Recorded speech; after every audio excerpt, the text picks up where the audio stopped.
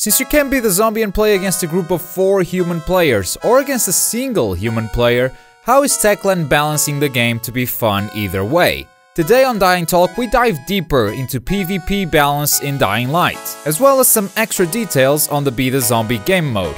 This is Globku from Magical Noob. Welcome to Dying Talk, episode 9.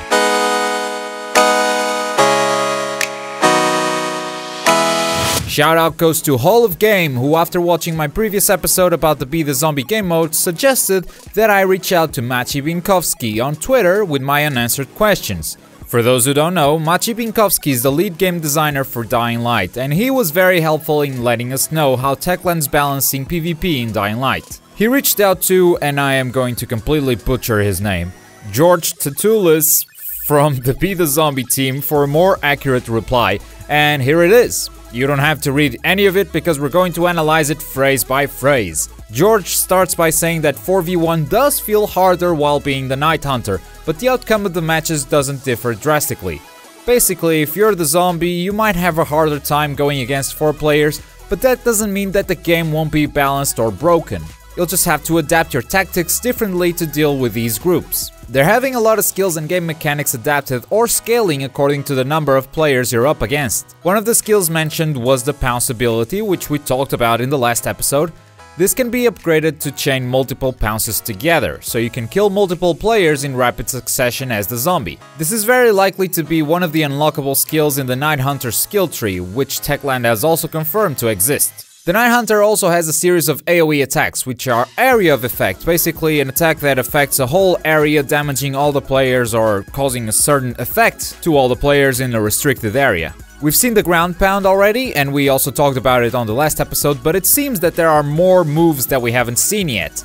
I wonder what these are and if they also scale accordingly to the number of humans you're invading. According to George, groups are more susceptible to AoE attacks, so having more humans is a risk as well as a benefit. Besides the AoE skills that we haven't heard about yet, the Night Hunter's abilities will also scale as more players join, so you'll be able to use them more often and more aggressively.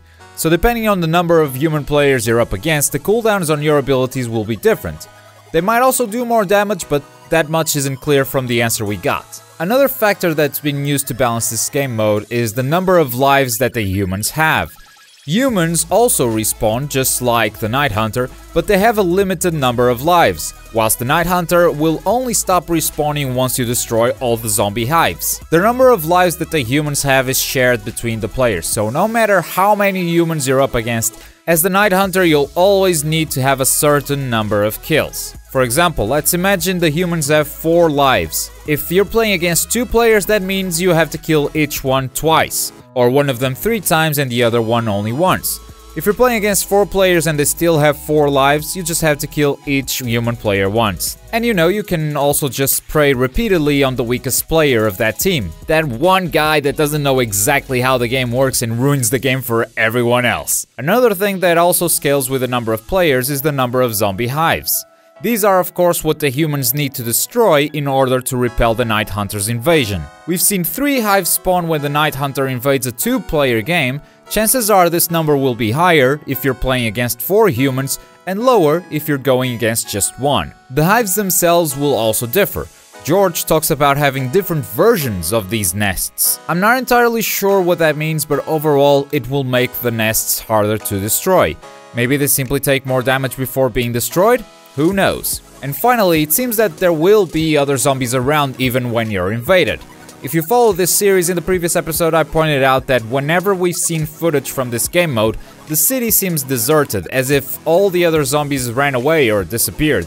And that seems to be the case if you're up against 1 or 2 human players. But invade a 4-player game and there will be more enemies for the humans to deal with besides the Night Hunter himself. George has also assured us that they'll be able to tune the game after launch, so they can tweak the balancing if the public finds some strategy or tactic that breaks the game. I am super satisfied with this answer. Thank you Maciej Binkowski, and thank you George Tatulis for being so helpful and forthcoming with this reply. It's awesome that people at the core of this development team still find the time to answer questions from some random guy on Twitter. And here's a bit of extra info regarding the Be the Zombie. As you know, this is an exclusive game mode for those who pre-order the game, but you can still be invaded even if you don't pre-order. The pre-order bonus is to become the zombie itself. You can still be invaded by other players even if you don't have the bonus. But Klopku, what if I don't want to be invaded? There will be an in-game option to disable invasions, so you can just play cooperatively without worrying about any of that. And I guess that's it. As usual, if you have any questions, leave me a comment and I'll do my best to answer. While you're down there, click the like button and subscribe for more Dying Light videos. I've been Klopku. Take care everyone, see you next time.